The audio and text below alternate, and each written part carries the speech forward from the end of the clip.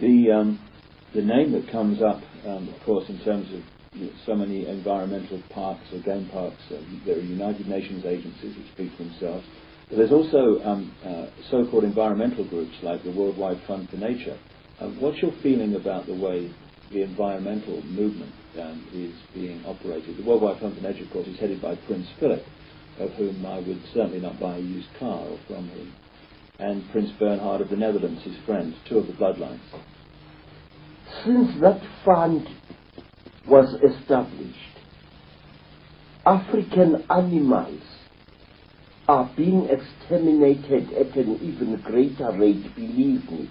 In the Eastern Transvaal, some farmers have broken down fences between their farms and have made their private game parks into one huge thing. But when you go into these game parks and you get off the vehicle and you walk a short distance by foot, you notice a very disturbing thing. One, you see no recent animal tracks anywhere around you. Two, you cannot smell animals, and yet if a game park is filled with animals anywhere in Africa, you can actually smell the animals. You can smell the giraffe, the buffalo. You can smell the large antelopes. Each one has its particular smell. But if you go to those places in the Eastern Transvaal, you don't smell animals, let alone see them. There is shooting of wild game in those supposedly protected places like there is no tomorrow. And furthermore, in some of these private game reserves, you see something that fills you with disquiet. You see airstrips carrying not small aeroplanes as one would expect, not small one-engined aeroplanes, but I have seen game reserves where there is an airstrip and a hangar which carries a large aircraft, a Dakota of the 1950s. What is a gamekeeper doing with a heavy aircraft like that? What do you think the agenda of the Worldwide Fund for Nature is?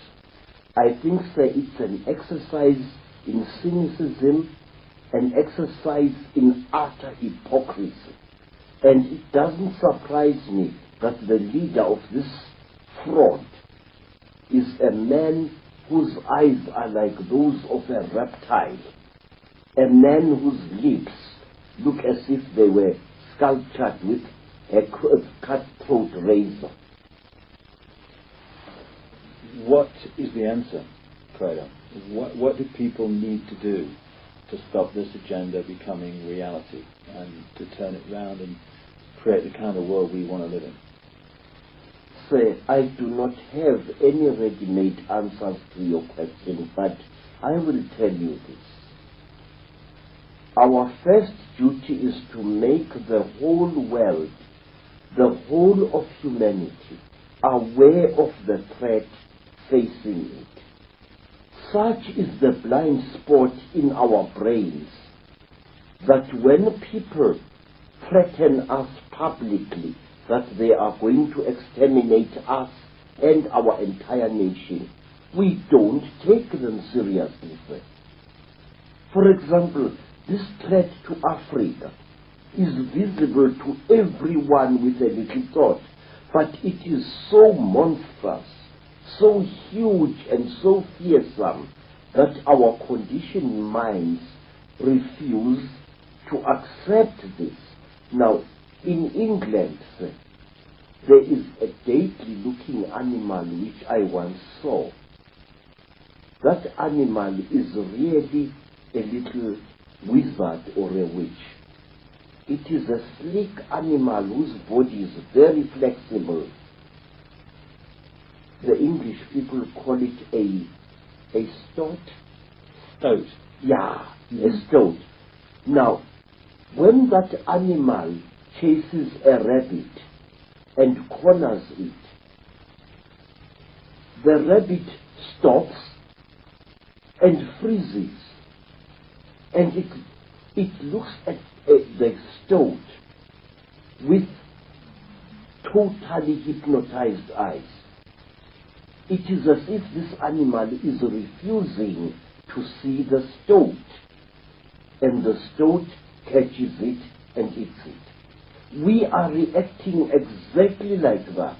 This is the way the Illuminati want us to react, to be hypnotized by their supposed power, to become blind to their existence, exactly as a cornered rabbit refuses to see a stoat. It doesn't want to see it because it cannot handle what is standing before it. We are like that. And we must stop this stoaty mentality. We must understand that there will come a time when the damage will have become so great, will have gone so far that we will not be able to reverse it.